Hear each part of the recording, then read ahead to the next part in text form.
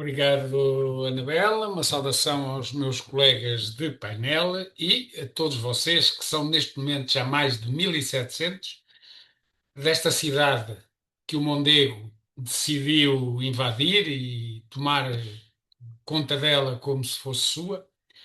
Saúde a todos os presentes e confesso-vos, sinceramente, já tinha saudades vossas, mas portanto, cá estamos, não é? E vamos a isto. É um dia difícil, claro, para quem está, nomeadamente aqui, porque a situação está complicada e, sobretudo, para fazer uma intervenção em que a cabeça esteja mais limpa, mas seja como for, a vida é assim, não é feita de coisas fáceis e há momentos que são difíceis e nós temos que cá estar para também darmos conta daquilo que temos que fazer. Ora bem, num ciclo de debates que se realiza sob o signo dos 50 anos da Constituição da República Portuguesa, e é esse, digamos, o grande chapéu deste ciclo de debates, falar da educação como um direito humano, não é?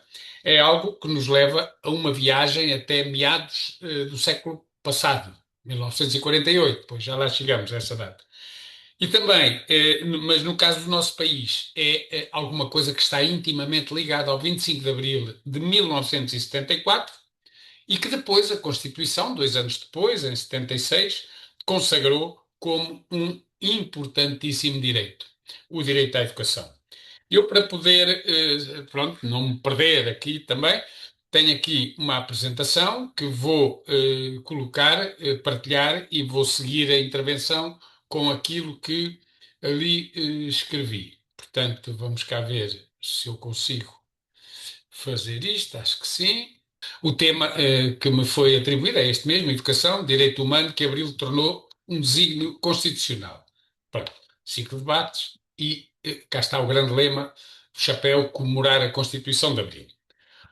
Bom, a educação como direito humano fundamental está inscrita como tal, ou o direito humano está inscrito na Declaração Universal dos Direitos Humanos, aprovada em 1948, como eu há pouco disse. Depois disso, diversos tratados e documentos internacionais vários incluíram e detalharam este direito. É o caso da Convenção da Unesco contra a Discriminação na Educação, que é de 1960, proíbe toda e qualquer discriminação no acesso à educação. É o caso do Pacto Internacional sobre Direitos Económicos, Sociais e Culturais, que é de 1966 e que consagra o direito à educação primária gratuita e obrigatória e o acesso à educação secundária e superior de forma progressivamente gratuita e equitativa. Estávamos em 1966. Depois, a Convenção sobre os Direitos da Criança, neste caso de 1989, que dedica vários artigos à proteção e promoção do direito à educação das crianças, incluindo o acesso ao ensino e o desenvolvimento de comportamentos e atitudes de respeito pela educação, e, mais recentemente, já neste século, a Convenção sobre os Direitos das Pessoas com Deficiência, que garante o direito à educação para pessoas com deficiência, para que estas possam ter uma participação em pleno na sociedade. Portanto, e a partir daqui, e sobretudo de 1948, de uma forma geral, os Estados foram acolhendo esta, digamos, a educação como direito humano fundamental. Não foi o caso de Portugal, porque em 1948 Portugal vivia o longo e negro quase meio século de fascismo. A Constituição vigente de 1933 centrava a educação na formação moral e cívica da juventude, subordinada aos princípios da doutrina do regime, ao nacionalismo, que é diferente de patriotismo, ao nacionalismo e à influência da Igreja Católica. A educação das crianças e dos jovens cabia, em primeiro lugar, às famílias. O Estado promovia uma rede generalizada de escolas públicas em cada cantinho, sobretudo primárias, claro, nas quais as condições de trabalho, às vezes 50, 60 alunos dentro das salas, né, nos vários anos de escolaridade, os currículos e o curto número de anos de escolaridade obrigatória eram um obstáculo a uma educação plena e a um ensino de qualidade. Também cabia ao Estado promover, proteger e apoiar instituições como a Mocidade Portuguesa e a Obra das Mães pela Educação Nacional, que complementavam a atividade letiva e reforçavam a formação moral e cívica das crianças e jovens de acordo com os princípios do regime. No período salazarista, a escola primária era o limite da esperança de vida escolar da esmagadora maioria das pessoas. Com exceção das elites económicas, sociais e políticas, a educação tinha curta duração e baixo nível. Alguns de nós, eu lembramos-nos destes livros, foram os nossos, antes do 25 de Abril. Em alguns casos não fomos obrigados, no meu caso, por exemplo, a frequentar a universidade, a inscrever-me na Universidade Portuguesa, porque o professor da escola primária, um homem democrata, aconselhou os pais a inscreverem os seus filhos todos nos escuteiros, na altura, que era a forma de se dispensar da Mocidade Portuguesa. Portanto, assim foi. A minha turma da escola primária foi quase tudo para, na altura, os escuteiros.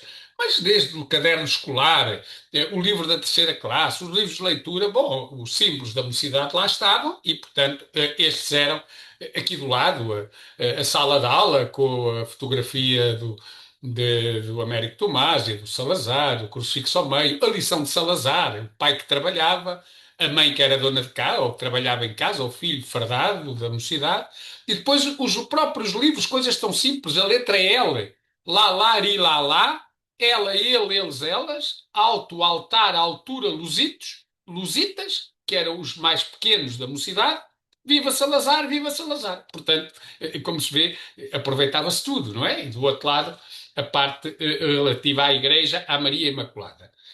Salazar considerou desnecessárias as escolas do magistério primário e impôs o seu encerramento em julho de 36, no final do ano 35-36.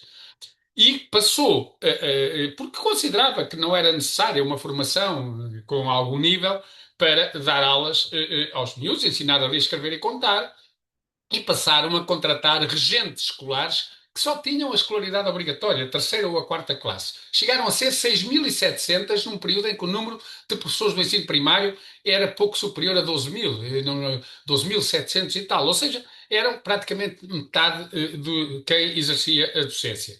As escolas do magistério primário reabririam em 42, portanto 6 anos depois, mas depois do regime as ter adequado aos seus objetivos ideológicos, passando a formar professores para ensinar o que era básico, nos atos de ler, escrever e contar, bem como promover a doutrina do Estado. Isto estávamos em 48, 47, 49, neste período, não é?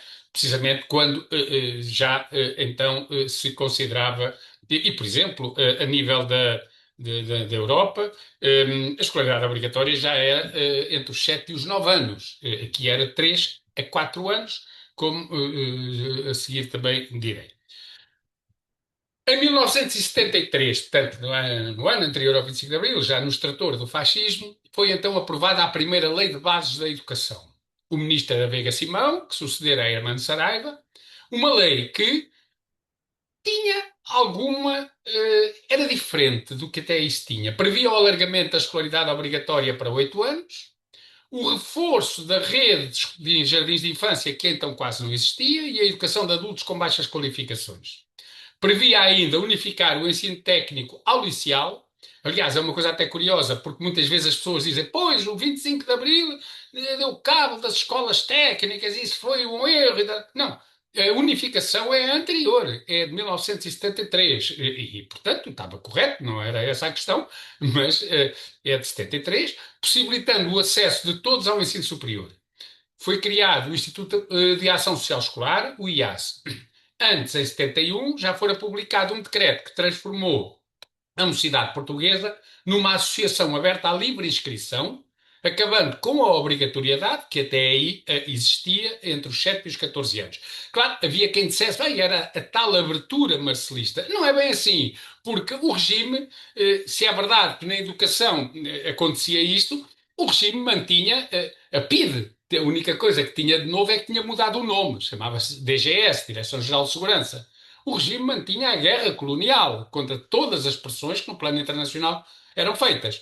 Em Portugal não havia eleições livres. Aliás, em 73 a oposição não concorreu porque entendeu que não havia condições para eleições livres e, portanto, sem eleições livres não votes, e essa era uma palavra de ordem. E o próprio governo não acolheu bem, então, o governo já chefiado por Marcelo Caetano, estas medidas. A lei passara até a prever que o direito à educação deveria fazer-se sem outra distinção que não fosse a resultante da capacidade e dos méritos de cada um.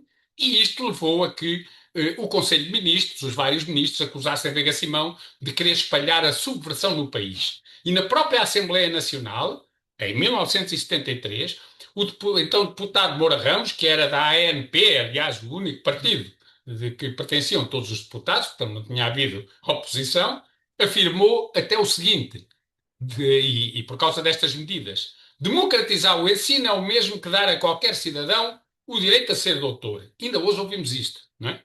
E mais não é do que entender que qualquer burro tem direito a ser cavalo. Isto ainda hoje nós ouvimos quem faça afirmações deste tipo. O certo é que chegamos então a 74, o ano do 25 de Abril, o analfabetismo atingia mais de 25% da população. 64% das pessoas analfabetas eram mulheres, a esmagadora maioria.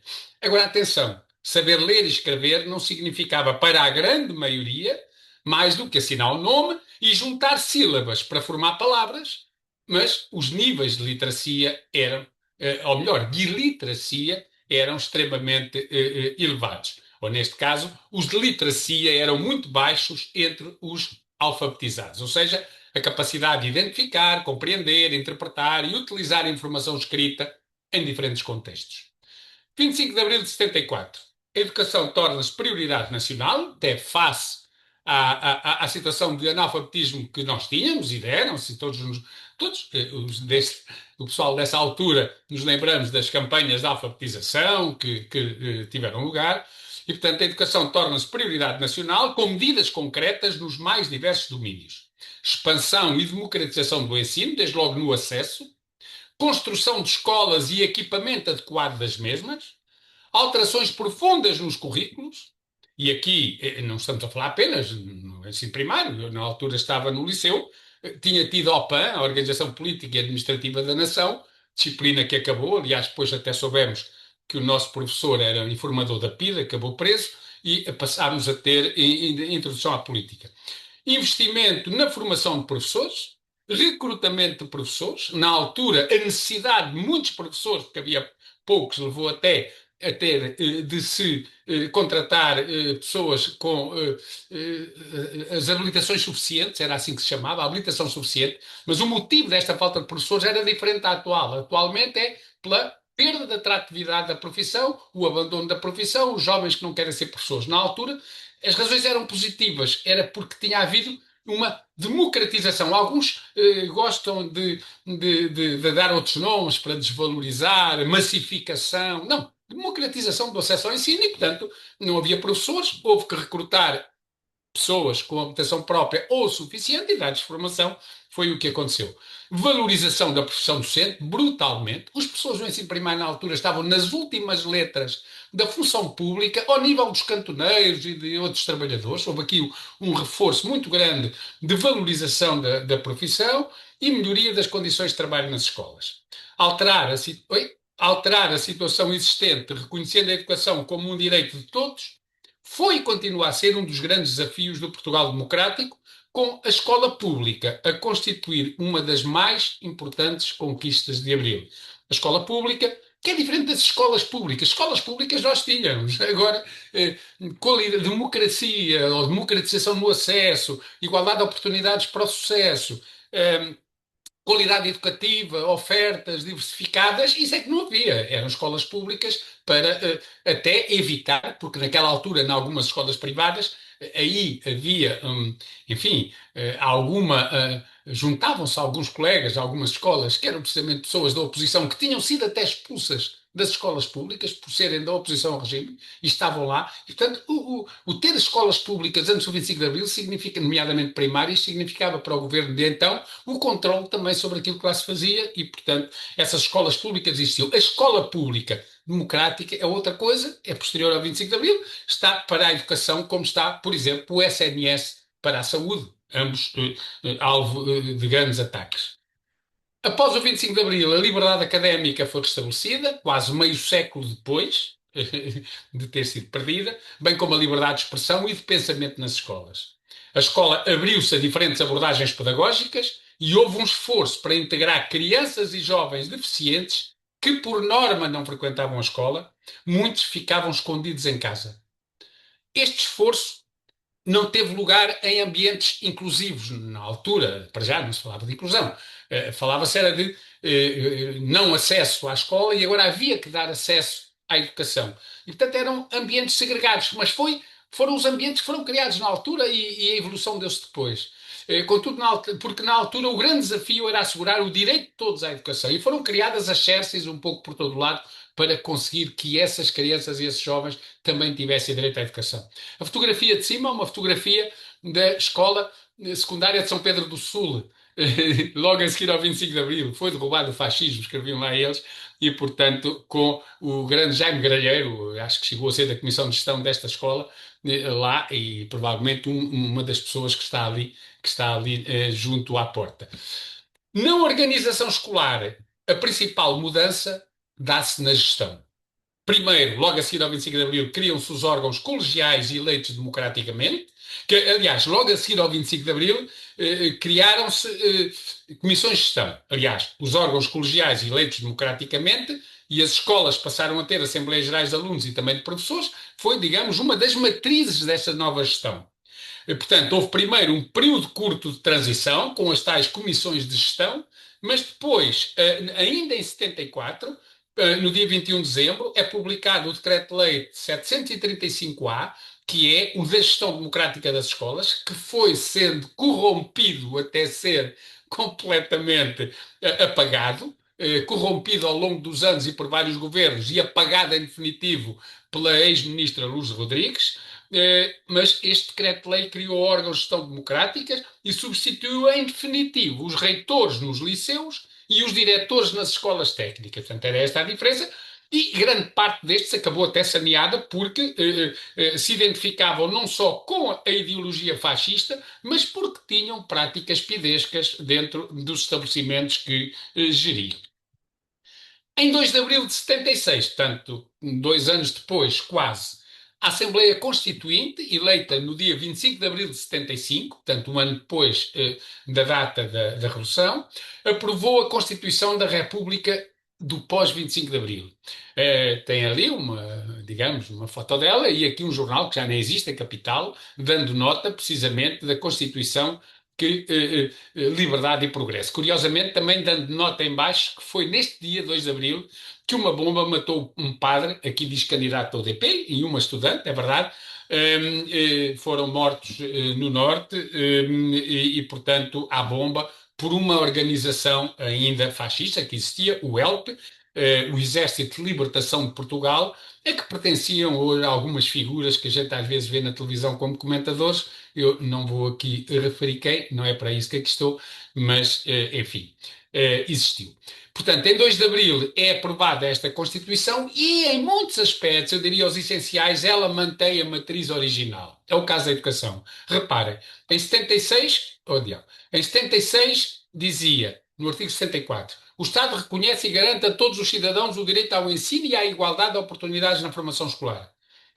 Em 2026, o mesmo artigo diz: todos têm direito ao ensino com garantia do direito à igualdade de oportunidades de acesso e êxito escolar. Há aqui uma renovação de texto, mas na verdade mantém o essencial. O artigo 75 dizia: o Estado criará uma rede de estabelecimentos oficiais de ensino que cubra as necessidades de toda a população. E agora diz: o Estado criará uma rede de estabelecimentos públicos de ensino que cubra as necessidades de toda a população. Eu penso que esta alteração de oficiais para públicos até faz sentido e fica mais claro que estes estabelecimentos oficiais são públicos e, portanto, essa é uma obrigação do Estado. Passados 10 anos, portanto, em 1986, no dia 14 de outubro, portanto, 10 anos e alguns meses, foi aprovada a Lei de Base do Sistema Educativo, que veio reforçar a matriz democrática da educação e do ensino e consubstanciada aqui na escola pública. Tal como acontecera com a Constituição, também a Lei de Bases foi aprovada com um grande consenso parlamentar. Só o CDS votou contra estas duas leis, quer a Constituição, quer depois a Lei de Bases do Sistema Educativo.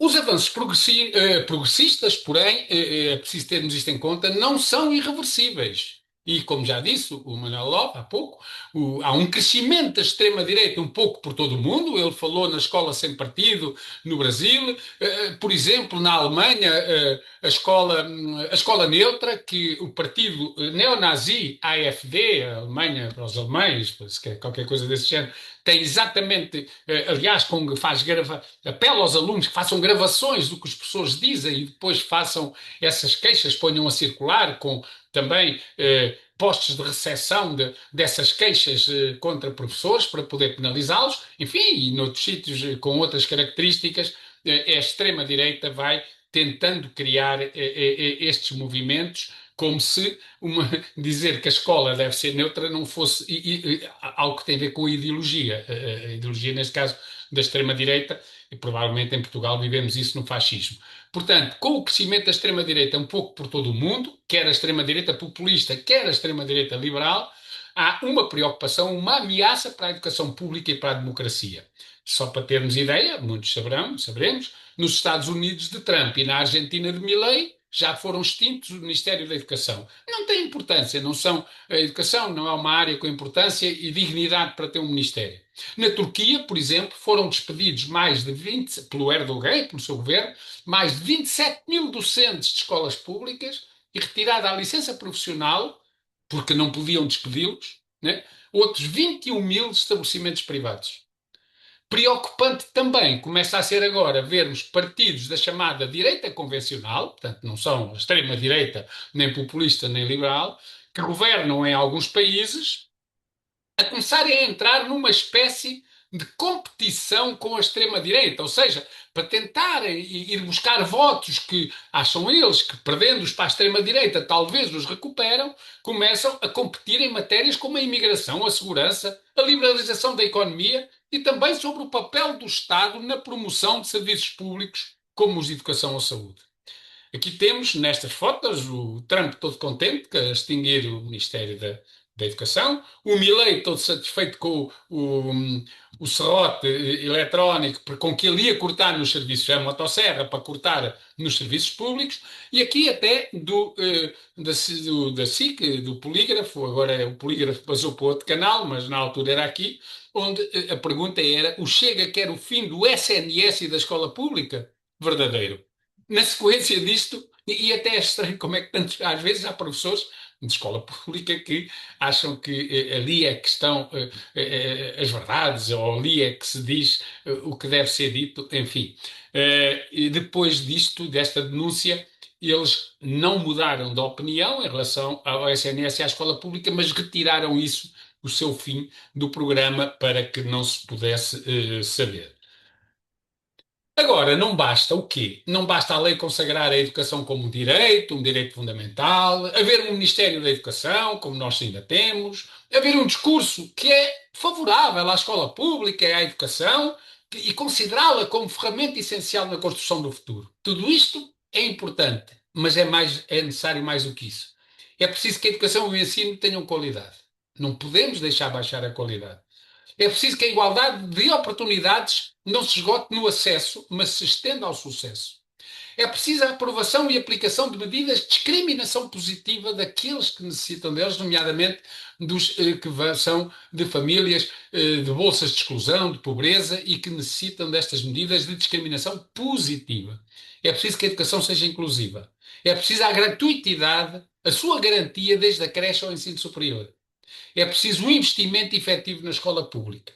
E é preciso que o governo, que o governo, o poder central, assuma as suas responsabilidades e não se desresponsabilize de competências que deverão ser suas, incluindo competências orçamentais, que tende agora a transferir para os municípios, para fundos europeus, para entidades de administração indireta do Estado ou até para os privados.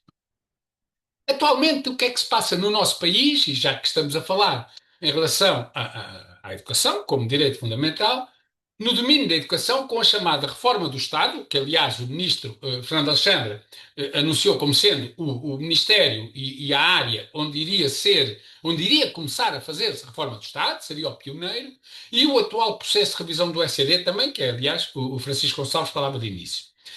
Apesar da fama de ser um ministro capaz, porque resolveu problemas que qualquer ministro estaria obrigado a resolver por força da luta desenvolvida pelos professores, é o caso da recuperação do tempo de serviço, o pagamento de horas extraordinárias, conforme consta do OECD, a reinscrição de docentes, não é na CGD, mas na CGA, ou a vinculação de docentes contratados. Isto não tinha outra hipótese. Aliás, a vinculação de docentes contratados era uma imposição da Comissão Europeia face ao elevado nível, taxa de precariedade em Portugal na docência. Bom, mas Fernando Alexandre não conseguiu nem disfarçar a incapacidade ou então a falta de vontade política para resolver o grande problema que a educação hoje enfrenta, que é o da falta de professores. Tomou medidas avulsas, mas que foram absolutamente ineficazes. E o problema agrava-se de ano para ano. A FENPROF, aliás, anunciou em conferência de imprensa no dia 10, ontem, portanto, que em janeiro deste ano há mais 28,4% de alunos em todos os professores do que havia em janeiro do ano passado. Ou seja, 158 mil alunos em todos os professores. Portanto, o problema agravou-se, não, nem sequer se mitigou face às medidas que foram tomadas. É que valorizar a profissão docente e melhorar as condições de trabalho são as medidas mais urgentes que existem para manter aqueles que estão, para recuperar os que abandonaram e para atrair novos para a profissão. Só que o ministro vai adiando. Passou isto para ao final todo o processo de revisão do Estatuto da Carreira Docente, provavelmente para daqui a um ano ou dois. E veremos o que é que vai apresentar. A falta de professores e, consequentemente, alunos sem aulas, sobrecarga horária dos docentes, envelhecimento dos profissionais ou a contratação de pessoas não qualificadas, segundo estudos de académicos, levam ao agravamento do clima de indisciplina nas escolas e põem em causa a qualidade educativa e a adequada formação dos jovens. Estamos agora, este governo, quer levar por diante a reforma do Estado. O lema é transformar Portugal. Reforma do Estado. O que é que na educação significa a reforma do Estado? Do Estado. Três grandes linhas. Extinção da administração educativa pública e substituição por agências de administração indireta do Estado. Isto já aconteceu. A de Gaia, a de Gesta, a IGE, com todas as dificuldades que eles tinham e que nós todos criticávamos, já foram todos extintos e foi criada uma agência. A agência que se chama Agência para a Gestão do Sistema Educativo, que tem a natureza de um instituto público ou de uma EPE, no caso da saúde, ou seja, já são só administração indireta do Estado. São entidades que têm autonomia de gestão financeira e administrativa, tal como o Instituto de Emprego e Formação Profissional, como o Turismo de Portugal, como as EPE da saúde, ou como os institutos de investigação onde a precariedade é brutal. Estas entidades regem-se maioritariamente pelo direito privado. Esta agência tem essa natureza. Outra das linhas, municipalização, com a transferência de responsabilidades para os municípios, tutelados pelas CCDR, aliás, nas CCDR, as Comissões de Coordenação regionais, nas quais já foram integradas as delegações regionais da DGEST. As antigas direções regionais foram extintas e integradas já nas CCDR. E a alteração, terceiro ponto, a alteração do Estatuto dos Profissionais da Educação. No caso dos docentes, extinguindo o corpo especial, os docentes são, em termos estatutários, um corpo especial, aliás, quer os do básico e secundário, que constituem um, como no ensino superior, outro, e é, no caso do básico e secundário, um corpo especial que o Estatuto da Carreira Docente consagra há quase 40 anos, desde 1990 e pretendendo aplicar as regras gerais de seleção e recrutamento, leia-se concursos, vínculo, carreira, avaliação e remuneração. Qual é o objetivo do governo? Desresponsabilizar o poder e da reforma do Estado. Desresponsabilizar o poder central da promoção e financiamento da educação pública, aliás, como de outras áreas da saúde.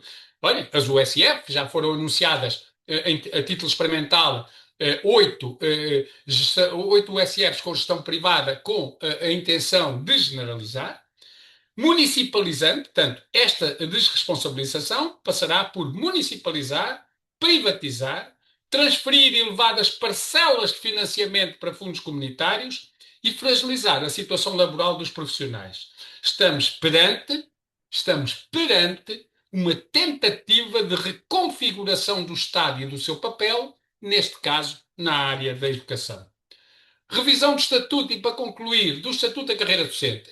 As caras é porque são as da FENPROF já são conhecidas, estas são as caras com quem se negocia, o ministro, a secretária de Estado que vem do Ministério das Finanças, da Administração Pública, o secretário de Estado Homem Cristo e também a secretária de Estado Luísa Oliveira. Esta é, digamos, pois tem alguns técnicos, não é? Mas revisão do Estatuto da Carreira Docente. Qual é o principal objetivo que está em cima da mesa?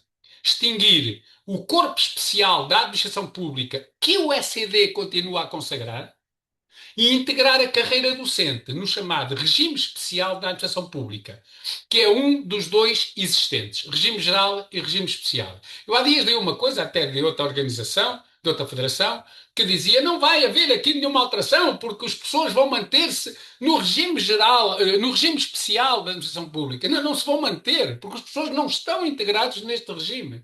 As pessoas constituem um corpo especial da administração pública. O regime especial é outra coisa. Já houve tentativas. No tempo da Luz Rodrigues, olhem, com o secretário de Estado, na altura, tentou fazer essa transição, não conseguiu. No tempo do Crato, no tempo do Brandão Rodrigues, houve tentativas, mas nunca foram bem-sucedidas. E agora estão numa de levar isto por diante no âmbito da reforma do Estado.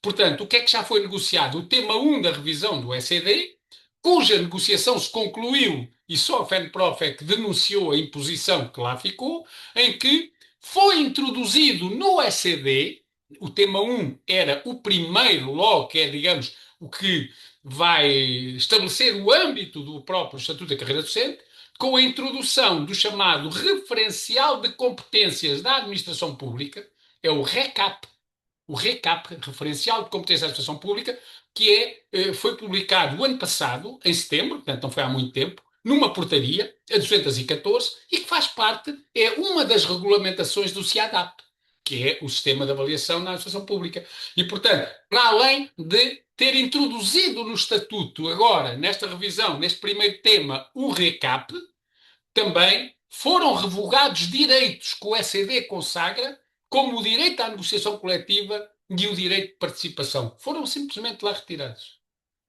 O regime especial da administração pública aplica-se a quem? Portanto, o regime geral, eles acabaram com centenas de carreiras que existiam. Olha, a carreira de auxiliar de ação educativa, as carreiras, centenas de carreiras que existiam e meteram-nas na carreira do regime geral e depois têm tentado, já com mais dificuldade, acabar com carreiras de corpo especial para meter no regime especial. O regime especial aplica-se a profissões com formação superior, que é o caso também dos professores, e cuja atividade tem especificidades. Só que, em aspectos essenciais, aplicam-se exatamente os mesmos normativos legais do regime geral. Por exemplo, a carreira de enfermagem é uma carreira, e que damos sempre como exemplo, porque é fácil de perceber, era também um corpo social, e foi simplesmente extinto o corpo social integrados no regime geral, e, portanto, todas as carreiras do regime geral, em aspectos essenciais, o que é que se aplica? Avaliação, o CIADAP e as normas deste RECAP, ou seja, a avaliação da avaliação resultam os prémios de mérito, para alguns, dados pelos dirigentes máximos de serviço. Concursos. O RECAP prevê que a seleção e recrutamento são feitos diretamente pelos serviços. Grelha salarial. Aplicação da tabela remuneratória única, a TRU. Progressão na carreira. Ritmos de progressão em função dos prémios de mérito atribuídos no âmbito da avaliação. Quadros de escola e de agrupamento. Extinção dos quadros, substituídos por mapas de pessoal que são anualmente atualizados pelos diretores. E atualizados quer dizer cortados ou acrescentados. Vínculo. Extinção do vínculo de nomeação definitiva, que é substituído por contrato de trabalho para todos, mesmo os que têm vínculo de nomeação definitiva. Uns por tempo indeterminado, outros a termo, só que sendo contrato de trabalho, podem ser com base nas regras que existem, cessados em qualquer momento. Contratação, introdução do contrato individual de trabalho, o tal CIT. Horários de trabalho, a possibilidade de aplicar o banco de horas, podendo aumentar o período normal de trabalho até 2 horas por dia, no máximo de 50 horas semanais. Isto para as pessoas, nós sabemos, como eles têm sempre tentado poupar nas horas extraordinárias, que é precisamente aproveitando as interrupções letivas, que, como dizem, que não são férias, são interrupções letivas, e essas horas que aí estão, para fazerem banco de horas a utilizar noutras alturas. Aliás, o banco de horas no ensino profissional, os colegas sabem bem o que é isso, mas neste caso permitiria, com esta aplicação, que em matérias tão importantes como a avaliação, os concursos, a grelha, a progressão, os quadros, o vínculo, é o que é mais importante numa carreira, né? Pois tem outros aspectos, mas estes são fundamentais para a carreira e é o que distingue, porque em todos esses aspectos, hoje, os professores, enquanto corpo especial, têm uma situação diferente. Enquanto membros, enquanto corpo de um regime especial, passa-se a aplicar isto, que é o que, aliás, hoje se aplica na carreira de enfermagem. É muito negativo. Não é verdade o que alguns dizem, que eles querem que as pessoas deixem de ser funcionários públicos. Não, não deixam de ser funcionários públicos para passar a ser do privado. Agora, que há uma descaracterização completa e uma fragilização absoluta do vínculo e de tudo aquilo que tem a ver com o exercício da profissão, isso é o que está aí em causa. E era para isto que eu queria chamar a atenção portanto, assim termino dizendo que, de facto, a educação é, de facto, uma educação de qualidade, é um direito fundamental, um direito da Constituição, mas com estas medidas, quer a reforma do Estado, com aquilo que está em cima da mesa, quer depois com esta desvalorização, de facto, que eles estão a tentar da profissão docente, nós corremos o risco de que a educação em Portugal vá passar um tempo muito, muito, muito difícil e deixe de ser um direito de todas as crianças e jovens. E contra isso, contra este caminho, os professores não podem deixar de se manifestar. Não é para defender o seu umbigo, o seu lugar de trabalho, o seu emprego, não é isso. É para defender que a sociedade continue a ser democrática, que todos passam a ter acesso ao ensino de qualidade e que a profissão continue a ser valorizada. E valorizar a profissão é conseguir mais profissionais e ter profissionais qualificados. É conseguir que a educação continue a dar as respostas que vai dando cada vez com maiores dificuldades. E, portanto, é também uma nossa obrigação lutar contra este caminho que nos querem impor. Eu só não posso terminar, porque hoje é um dia que tem história, 11 de fevereiro, sem deixar de lembrar duas datas de 11 de fevereiro. Uma em 2012, já lá vão, portanto, 14 anos, que foi uma grande manifestação que se realizou, neste caso da CGTP, no Terreiro do Paço. A primeira, eu lembro-me de estar a tentar ir furar até chegar ao palco e nem conseguimos passar. E depois, também, em 11 de fevereiro de 2023, portanto, há bem menos tempo, na sequência das grandes greves distritais dos professores, com 95%, 98% que se fizeram, a maior manifestação de sempre de professores em Portugal, mais 150 mil pessoas, de 11 de fevereiro de 23, faz hoje 3 anos. Foi curioso, é uma coincidência, é importante que nos lembremos destas grandes lutas, e muitas outras aconteceram, porque eu acho mesmo que começa a chegar a altura de nos mobilizarmos outra vez, sob pena para protestar apenas, se for apenas depois, como protesto, já ser tarde. E nós temos que agir antes que se faça tarde. Obrigado, colegas, era isto que vos queria dizer.